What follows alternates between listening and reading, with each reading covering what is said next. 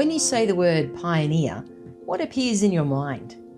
We all carry an idea of what a pioneer might look like, but in God's reckoning, the outside appearance is never the measure. The heart is. My name is Naomi, former journalist and now ministry leader based in the nation's capital.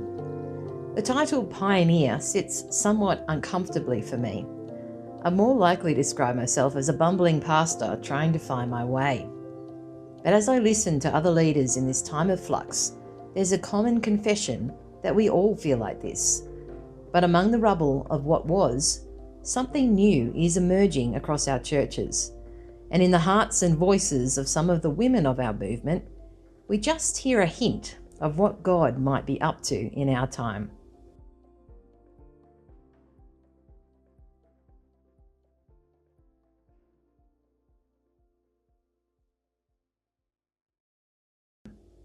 Our first story comes from Jazz Capel, a co-pastor at Hurstville Church of Christ in the south of Sydney. From a little brick chapel surrounded by high-rise apartments, Jazz has been learning that a small church with a big heart for community can carry the spirit of pioneering into a diverse neighbourhood. I'm Jasmine and I'm a co-minister at Hurstville Church of Christ. So I've been in that role working at Hurstville Church of Christ. I started in 2015 as a community pastor, and then I had some time overseas and came back. And I've been working with Tamwin for the last year almost. So it's been really good to have him come on board and basically, to have that sort of focus into our church community of helping to create disciples, but then obviously outreach into our beautifully diverse community as well. And you can probably tell I'm a Kiwi. So Sydney is my adopted home, but I've come via some other countries like Japan and China. So I really appreciate that I get to use my language skills in the community that I live and minister. I wanted to be a missionary overseas. That was my primary focus. And so a lot of what I was doing was gearing up for that. And certainly my language study and my overseas sabbaticals to go and immerse myself in culture was definitely with a vision to be in the field long term. But then I had this sort of epiphany that I don't need to be overseas necessarily to be able to be used by God in a cross-cultural ministry context. And so I love that God drew me into the ministry here at Hurstville Church of Christ. And we have such a large Chinese-speaking community so that I can be part of that. But the actual way it happened was I looked online, I Googled Chinese plus pastor or minister, and I found that Hurstville Church of Christ was looking for a community pastor. So it really began with a conversation to understand what the vision was at Hurstville Church of Christ and how I might fit into that. But I think the biggest thing that really attracted me to the ministry position at Hurstville Church of Christ, aside from the cross-cultural nature, was that I saw that the leadership team, they're very kingdom focused. It's not we have our small patch and this is, we're trying to do ministry in an isolated way. It was very much who can we work with? How can we connect with other people, other churches who have a like-minded vision of bringing the kingdom into our community? People have come from overseas, so they appreciate that I can speak their language and connect with them on that level. I actually think they are more open in many ways to hearing the gospel and being connected in community because they've left everything that they've known. So they're trying to understand, okay, what's this new culture? What's this new language that I've come to? How do I wrestle and grasp that? And so I think what we do really well is we say, well, here's a place to belong in community, and that could be through some of our, our English class ministry. It's also through our toddler time where families, or whether it's mum or dad or grandma, who are often looking after the kids in our community, come and just have a place to be and to be connected and wrestle with this new life that you're living. Jazz reflects that one of the keys for her at Hurstville is having a good partnership with the key leaders and their willingness to release her to explore pathways in pioneering. Yeah, I think one of the things that stands out for me is I went to the leadership team and I said, I want to reach the students, the overseas students. I know they're here. They're in these high-rise buildings, often stuffed into apartments with lots of students all living in small spaces. So my question is, how do I reach them? And then I said to the leadership team, we I know from living overseas, lots of cultures are eat out cultures. It's cheap to buy food, and so that's the pattern. Breakfast, lunch and dinner are all bought. But when you come to Australia on a student budget, you just can't do that. And so students are really grappling with, well, how do I use Australian ingredients? And how do I cook for my budget? So I pitched this idea of 5 by 5 by 5, a cooking class, with the idea of reaching students and saying, let's take 5 simple ingredients that cost $5 and can feed 5 people. That was basically my premise. So I put together, I hate cooking. So I thought I am the perfect person to run this course, because if someone who can't cook, hates cooking, can do this, then that's got to be foolproof, basically. So we did this. And I really love that my leadership team said, have a go. I didn't know if it was going to succeed or not. And so what I learned along the way was, though, that a lot of students were attracted to that. So we had people come in and do, a little bit sort of the cooking nights that we had. So we'd cook for an hour, and then we'd sit down and eat what we'd cooked, and then they would get to take home a meal as well. So it was about fellowship, learning skills, but blessing them as well. And they just contributed $5 each week to that. But the students, they came, but they didn't stay, because for them, and this is what I hadn't factored into the equation, was that they were relying on their parents to sort of cover their costs. But once they got established, they really wanted to work to find jobs. And often that was in the service industry. And so that meant that they couldn't do that sort of afternoon, evening slot, because that's when they would be working as waiters or something in a local restaurant, or delivering food, that kind of thing. So over time, we just had this sort of interesting group that consistently came along, and that was the mums whose kids had been born here or were sort of had come and then were being raised here, and they wanted to give their children Western food. They wanted to understand how to cook, or grandmas with the same idea, that they wanted to understand Australian food, cuisine, culture. So I didn't achieve my goal of being able to reach the students in a consistent way, but I really love that everyone was excited about at least having a go. Can this work? The answer was it didn't work that time. Maybe it would work in another context. Yeah, but I took the lesson away that it's okay to pioneer, to have a go, and for it not to work out how you planned. So that was really a healthy journey, because the leadership team that gave me the green light said have a go. And then when I evaluated, because I started with a goal in mind, when we reevaluate, I said, this is not achieving the goal. So, I'd actually like to shut it down. Even though it's successful, we're reaching these people, we're getting a good number every week. It's not the targeted people that I want to be trying to reach in my community. So, being able to hold a ministry, a pioneering idea lightly, give it a go, and then reevaluate it, adjust it, or let it finish. With COVID restrictions reshaping a lot of the regular ministries of the church, Jazz has been aware that God is still at work right on the doorstep of their church.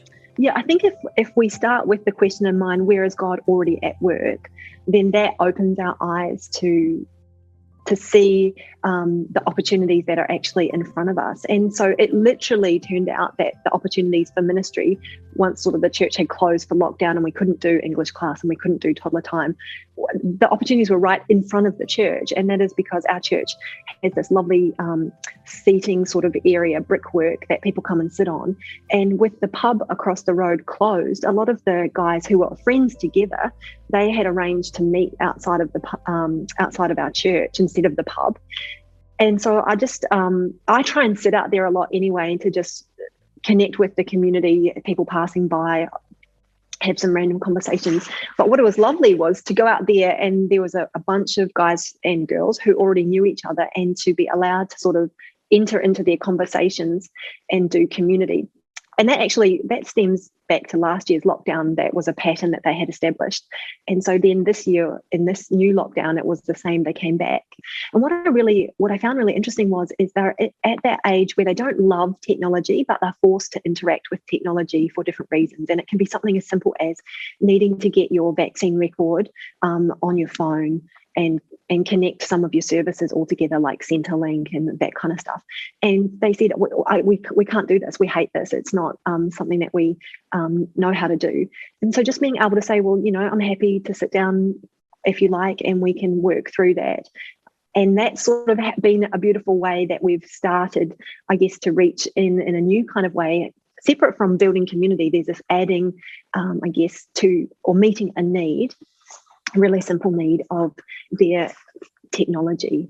Yeah, so that's been really lovely. And Tamwin's been great because he's also engaged, connected with some of those guys as well. But I think the thing that I really love is when you're doing shoulder to shoulder stuff, like you're sitting there trying to work out the tech, there's actually this really relaxed sort of conversation that can start up around that. It's not forced. And I felt like they've let me into some of their sort of family situations, what's going on in their lives, which is a real privilege. And they might, when the pub does reopen, they might have a stool with your name on it, Jaz. Yeah, we've talked about that. And they'll offer me a beer. I say, oh, sorry, I'm still on the clock. So yeah, I think they just we're not ready for a Kiwi female, to be one of the ministers at church. So it was really surprising just to sort of nonchalantly come out to the front of the church and say hello, and then get talking with them, and then they would ask, oh, so what's your connection, and to let them know, I'm part of the team here at church. It just sort of blew their mind. I think sometimes people have stereotypes about who is involved in church work, church ministry, who the minister looks like. So it was really nice to be able to just actually to establish the sort of connection, the conversation first. I didn't lead with the fact I worked at church, but just wanted to say hello and connect with them. I think some of them have had a sort of loose connection with the church over the years when I've listened to their stories.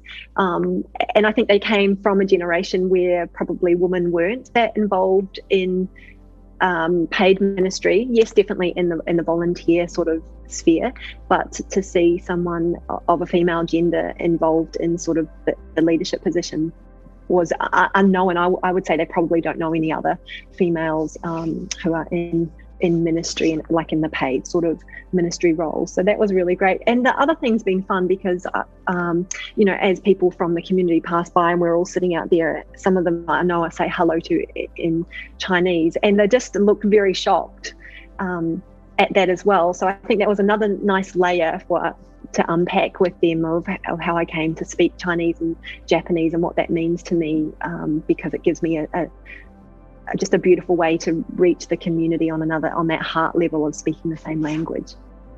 Jaz has affectionately dubbed this crew the Pub Club. This already formed community that has been meeting just across the street from the church for many years is now giving back through the church to others. They were aware that we have a connection to crisis accommodation in the community, and they said, a couple of the guys said we'd like to contribute because it's a small community in Hurstville. So I think when you're out in the street, they're often looking at the needs of people, and so they just said we'd like to donate some clothing, and is there anything else that we can do to support what you guys are doing, especially since it's lockdown and we understand that a lot of people are doing it tough. So I really love that they are actively looking for ways to also meet the needs in their own community. Jaz is beginning to understand pioneering is not about clever programs, but instead discerning where God is already at work. To me, pioneering meant establishing a new program of some sort, a new expression. But it's become very evident that if we're willing to see where God's already at work, and we're willing to be an example of what it means to have God as the center of our lives, then through the relationships, it's a gentle, like an invitation to this beautiful, abundant life that Christ wants for us. So in that sense, it doesn't have to be super formal, and it can start from very humble beginnings. I would say it always should start from a relational connection point, establishing relationship. So not to go in with this big grand picture, but just to ask some really simple questions of where is God at work? What sort of relationships has God already led me into? But then also equipping others at church to be able to ask those same questions in their context. So if we're discipling people in church, then my hope would be that they are taking what they know of God and the skills that they're developing in that sense into the spaces that they occupy, whether it's with their colleagues at work or with their neighbours, because I can't necessarily reach those colleagues and neighbours like they can. So being able to say to other people, well, where's God? Building relationship community around where you're centered, and just getting them to think more about what pioneering might look like in their sense. It doesn't have to be a formal program. It doesn't have to be minister-centered. It should actually always be God-centered, in that space where you've got connection and community already.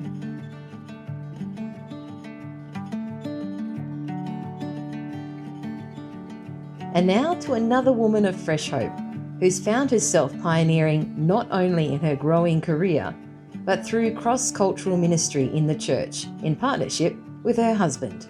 My name is Una Choi. I'm married to Joshua. We've been married 24 years. We've got 2 children, an 18-year-old daughter and a 15-year-old son. About 7 years ago, we started a church called Heartbeat Church. That started in our lounge room 7 years ago. And at the same time, I've been running my own business, which is a medical communications business, for the last 10, close to 11 years now. And we were both born in Korea, but I grew up here, as you can tell from my accent. And Joshua, he came much later. Like, he started uni in Korea and then came as a 20-year-old to Sydney.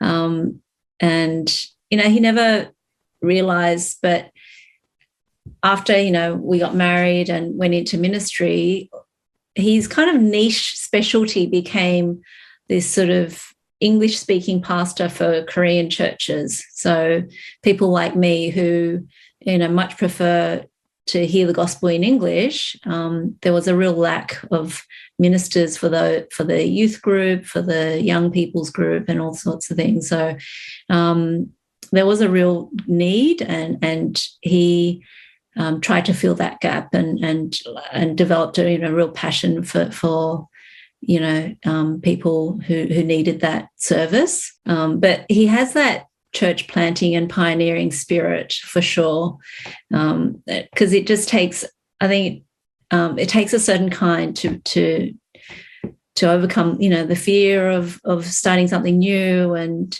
going into like a completely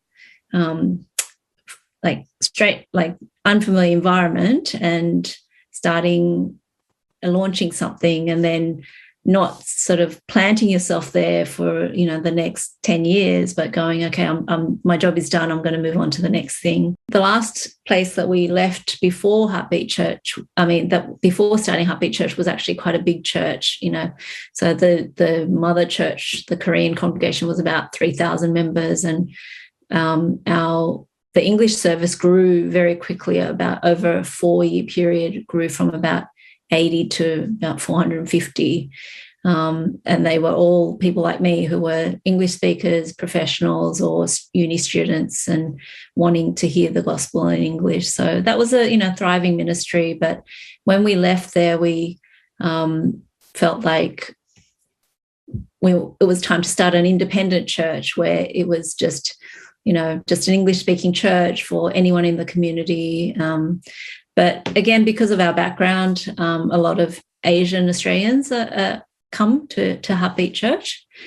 But yeah, I think in terms of his calling, there's like a twofold calling. One is to kind of second-generation immigrants, and so he used to be called to events with the Arabic church and events with the Chinese church, because there's a similar lack of and I think there's a unique cultural thing as well, where people like me who have grown up in between cultures, our parents' generation and the culture that we have at school, and Australian culture, like there's that hybrid culture generation, and when you connect with them, you feel there's a commonality, like that being sandwiched and having to be respectful to your parents that were of a completely different culture and generation, all of those sorts of things. I think there's a commonality. And so he used to be called to different churches and speak there as well. So in that sense, he's quite got quite an evangelistic and church planting sort of calling over his life. the way my work fits in was I've always been in the background. I never went to Bible college. I never had any interest to go to Bible college. I just wanted to be in the background and support, what he was doing. And, God allowed me to do that. Like, he actually, pushed me into higher education because I got a scholarship that I didn't deserve. I'm not very academic by nature, but I did, a research degree in medical science. And so God led me to a completely unknown path that, I never grew up saying I wanted to become a medical writer, but I ended up becoming a medical writer. My first medical writing job was 18 years ago, and it was this amazing company that were very forward thinking. Like, people are working from home now, but this company started themselves like it was a couple who started their company in their home in Noosa in Queensland, and they had home offices. Like, all the employees were, dotted around the country, and we were working from home. This was 18 years ago, and so thankfully that gave me the flexibility to do work and ministry and family. And around the same time, our daughter was born. So it's just been amazing how God had, orchestrated all of those things to enable me to work, but also support, all the other things that I needed to do. And because I was able to be like the breadwinner of the family, it released him to do lots of different things where we didn't have to be tied down to any one congregation or any sort of traditional format of doing ministry. Yeah, and so I think an example is, so 14 years ago, he used to fly up to the Gold Coast every fortnight because there were 3 Korean churches there. They had young people who preferred English, but didn't have any minister to attend to their needs. And so Joshua organised, like, with the ministers over there, saying, okay, well, I'll come and fly up every fortnight and train your leaders to run an English-speaking ministry, and then you can have guest speakers or, have something for these people that really need to hear the gospel. And he did that without getting paid, and we were able to survive because, I was working full-time, and that sort of, that was my indirect support of doing ministry. I wasn't at the forefront, but I was empowering him to do what he needed to do. It wasn't long before the pioneering spirit of this couple led them to places they'd never imagined. Joshua, who'd provided some training for Korean Christians on the Gold Coast around 14 years ago, was called upon to serve them again. And not long after, a Melbourne chapter of the Heartbeat Church also began. In these 3 centres, they're exploring together what it means to get back to the basics of faith and embed worship in doing life together. Our church is very unique in that sense that we're spread across 3 campuses with the same single senior pastor. It wasn't intentional to be that spread so thin, but just the sheer lack of workers that are able to target this group and really cater to their needs has been a real void in this space. And then one of the more recent developments in our journey of Heartbeat Church has been that in the past 2.5 years, we adopted a house church based model. So, it comes by various different names, microchurch, and some don't have large format gatherings, but we kind of have a bit of a hybrid model. So when we started Heartbeat in our lounge room, Joshua's intent was to actually do house church from then. But because he had previously been in a big church and he was quite well known, like a lot of people jumped on board very quickly. And so we became like 100 people very quickly. Couldn't do house church from our lounge room anymore.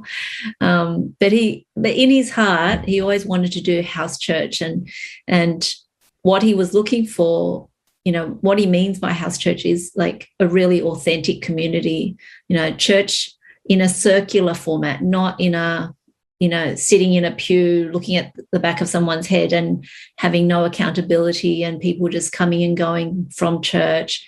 He didn't want to do that kind of church. He wanted to do a church where, you know, it's a real fellowship and there's, you know, sharing of life and doing life together. You know, doing life together is a common term that we use in our church. And and so that was something that was always on his heart. And about 2.5 years ago, he found a pastor in Houston who had been doing house church for about 20 years. And he went and visited them, and they had such a strong lay leadership that was very impressive. Like they would just be, you know, the lay pastors of all these house churches. And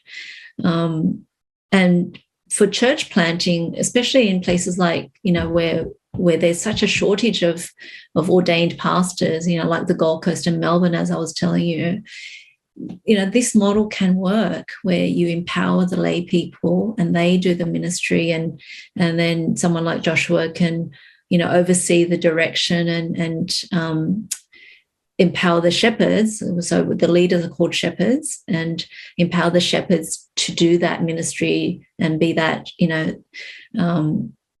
operate in, you know, with the theology under the fellowship. I mean, the priesthood of all believers is what we're practicing essentially. So we've been doing that for about 2.5 years now, and I mean, it's still early days, and it's a real, you know, it takes undoing of institutionalized church. So there is a process of and challenges with that, but then it's refreshing as well. So there's people, especially on the Gold Coast, who, you know, had tried traditional church and had said, no, you know, it's not for me. But then once they got a taste for house church, they were like, oh, okay, this is church for me. I really like this. I want to plug in. And you know, we've had converts and we've had baptisms through house church. And, you know, that's been super exciting. The pioneering spirit has not just been evident in the way Una and Joshua have served the church, but also in breaking down cultural barriers. Una's professional career wasn't the usual approach for wives of Korean men in ministry. So when we were part of a larger Korean church, I think we were pioneers even then, in the sense that the other ministry wives didn't understand why I had to work. There was an expectation that, you know, if your husband is a pastor, you support them, you know, that's your full-time job sort of thing. But Joshua and I never had that. You know, he always freed me to be and pursue whatever career I wanted, or be whoever I wanted to be, and gave me that freedom. And I always felt that God had, you know, for a lot of my career journey, that God had called me to be a professional, actually, to be a Christian professional. And so I was living that out. And so I would get tested, like I'd feel challenged, or I'd feel like, am I doing something wrong, you know, when over Christmas lunch, because that was probably the only time, you know, one of few times that I'd see the rest of the other staff, you know, wives, like in the church. But once we established Heartbeat Church, because it's a much younger generation and there's lots of professional women, there was no question about my role or my role in ministry. And you know, Josh's stance on women in ministry is quite open. Like we have women preachers on a Sunday morning. We're not averse to that, and we have shepherds who are women, so we're quite free in that sense, and so our congregation members, wouldn't bat an eyelid if I was to get up and preach one day, which I'm avoiding. and they appreciate that what I bring to the table is a little bit different to what Joshua brings to the table, especially because he lives in a very Christian world, in a sense. Without that, I have a better understanding of what people in the workforce would encounter on a Monday morning, or conversations around Christianity, or that sort of environment, like workplace environment. And so they would come to me with those sorts of questions, and it just brings another dimension that I think is beneficial for ministry. I really had no mentors. I had no one to go, I see the road that you've taken, I want to go follow you. There was none of that. I really was pioneering in that sense. Because Koreans are much more conservative, even wearing like really bright colours for a pastor's wife was a little bit unusual, but I'd wear red, to church and stick out like a sore thumb, but that's okay because I'm covering everything I need to cover, and I'm right before God. Like, I don't feel embarrassed before God, then I shouldn't be embarrassed before anyone else. And that was sort of my mental yardstick, because I had no mentor to say, oh yeah, you're allowed to do that, or you're not allowed to do that. And so that was kind of my gauge, and that's how we pioneered through lots of different questions, actually. With Heartbeat forging a new way of being church, Una sees that the cultural and religious barriers are starting to fall. The other thing about house church is that it's a way of doing urban mission. So when we gather on Fridays, we call that house church, because it's in a home, and we call that's church because there's a fellowship of believers there, and there's a real focus on inviting non-Christians. So we don't do Bible study, in-depth Bible study. It's really sharing life. It's like sharing a meal, and then a short word, and then what are you thankful for, and what do you need prayer for? And even a non-Christian can be thankful for something. That's why it invites them to participate and get comfortable. And so in having this sort of structure, it lends itself to many other, to making it much more community based. And so the Gold Coast Church have had many more diverse cultures, people of diverse cultures join more freely, just through their work networks, and just like day-to-day encounters. You invite your work colleague to dinner, it'd be similar. You'd invite them to house church on a Friday night. Oh, what are you doing on a Friday? Not much. Oh, why don't you come over, have a meal with us? And it becomes a much more friendly, social sort of gathering that's not where the wall isn't too high. Sometimes our church walls have been too high for the modern community or modern people to kind of jump that fence and go, there's too much of a gap. And so I think the way we need to, when we say cross-cultural, there is an element of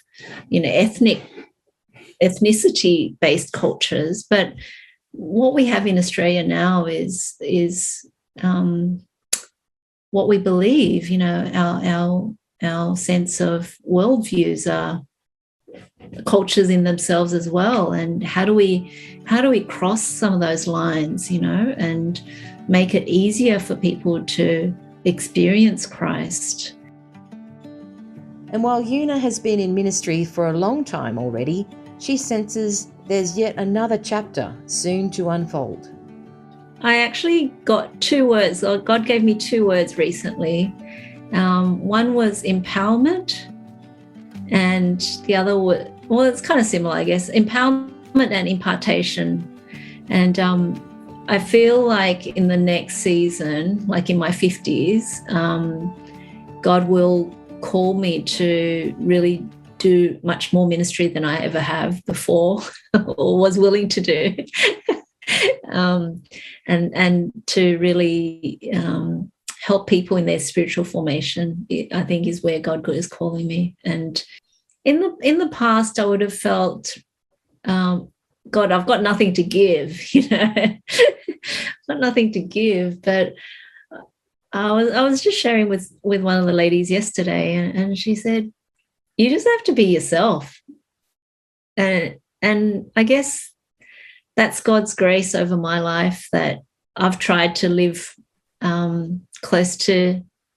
walk close to him. And I guess without even me knowing it, I ooze something. I must ooze something right, you know, and that's, you know, I'm relying on the Holy Spirit to do that. And so I think when I accept those words, it's more an acceptance of God. Yeah, I'll just open my mouth whenever you tell me to, and just whatever comes out and whatever I seem to flow, you know, and demonstrate in my life, then maybe you can use that, and I'm happy to share. Whoever you put in front of me, I'll share that with them.